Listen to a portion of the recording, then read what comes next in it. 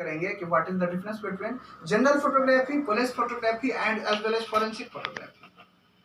तो forensic photography में without scaling नहीं की जाती है। स्केलिंग का ये इंपॉर्टेंस है फॉरेंसिक एरिना में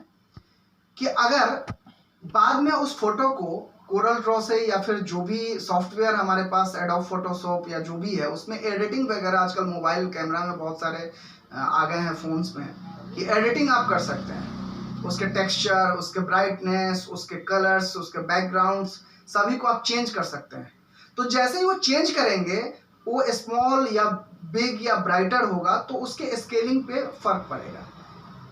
स्केलिंग मीन्स कि कितना डिस्टेंस पे मेजरमेंट हो गया, मतलब फोटोग्राफी के साथ मेजरमेंट एक तरह से आपने कर लिया, वह साइंटिफिक फोटोग्राफी कहा जाता है, जो कोर्ट में बहुत सहायक होता है इस इन्वेस्टिगेशन को डेमोन्स्ट्रेट करने के लिए।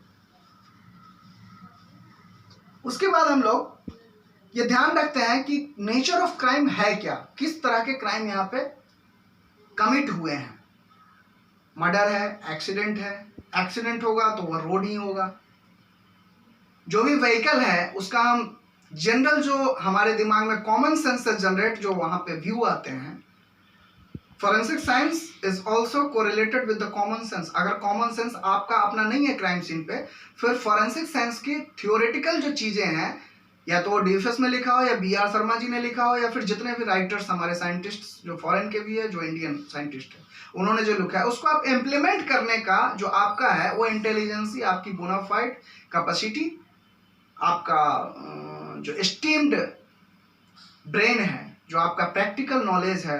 Enhancing for the crime scene investigation, जो आपका कॉमन सेंस है वही काम आता है। अगर एक्सीडेंट का केस है तो आप देखते हो कि जिन दो बाइक में कॉलिजन हुआ है, जिस दो बाइक में हिट एंड रन का जो केस होता है, तो हिट एंड रन हुआ है तो क्या उसके अगले बॉडी में 50% से आगे का बॉडी जो फॉरवर्ड अगले दो चक्के के सामने का बॉडी, उसमें interchange of layer of paints हुए हैं या नहीं, ये जनरल हमारा थॉट होता है जो बुक्स में भी लिखे हैं और प्रैक्टिकल ये 100% हमारा सक्सेसफुल क्राइम सीन देता है, इन्वेस्टिगेशन देता है। अगर इंटरचेंज ऑफ पेंट्स हुए हैं, जैसे हिट एंड रन के केस में अगर बाइक का पेंट अगर ट्रक के अगले चक्के के किसी भी बॉडी में आ गया है किसी तरह से, अगर हिट एंड रन का केस है तो निश्चित रूप से पेंट उस पर चिपकेंगे, कुछ गिरेंगे हो सकता है अगर बहुत ज्यादा हैवी एक्सीडेंट है तो, बट एक फॉरेंसिक साइंटिस्ट के लिए with the help of lens वो डिटेक्ट कर लेंगे।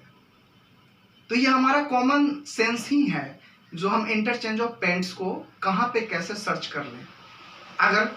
दोनों पिछले चक्के के साइड में 50% जो ट्रक के या फिर किसी भी व्हीकल के 50% पार्ट जो है बैक, उस पर हम किसी भी इंटरचेंज ऑफ पेंट्स को देखते हैं, चाहे वो बाइक का हो, चाहे वो ऑटो का हो, चाहे वो वैन का हो, किसी भी व्हीकल का हो, तो इसका मतलब है कि इस ट्रक वाले ने आगे से हिट एंड रन वाली केस नहीं है, ये आगे से एक्सीडेंट नहीं हुआ है, इसके फॉल्ट वहां पे कम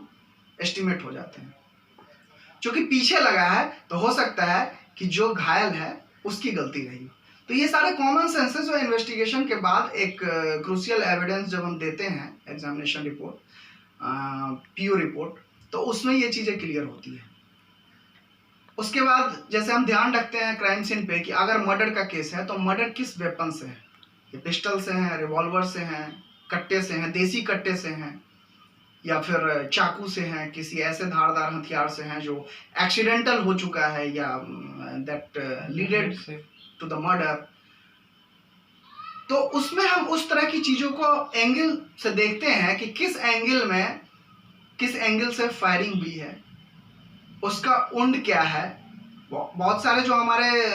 पिस्टल और रिवॉल्वर और जो शॉटगन्स हैं, राइफल्स है, उसके जो उंड होते हैं, गोली लगने के जो एंट्री उंड होते हैं और एग्जिट उंड होते हैं, उसको देख करके ही हम लोग अंदाजा लगाते हैं। चूंकि बैलिस्टिक्स में हमें ये पढ़ाया गया है हर बुक में, ब्रेन एंड हार्ट बुक में भी है, बीआर शर्मा जी के भी बुक में है, रिचर्ड सफरनस्टीन के बुक में भी है, डीएफएस मैनुअल में भी दिया गया है। उसमें हम लोग एंट्री उंड को देख करके ये अंदाजा लगा लेते हैं, चूंकि चार्मिंग जो एक चार्ड बॉडी के जो सर्कुलर होते हैं, चार्ड पार्टिकल्स होते हैं,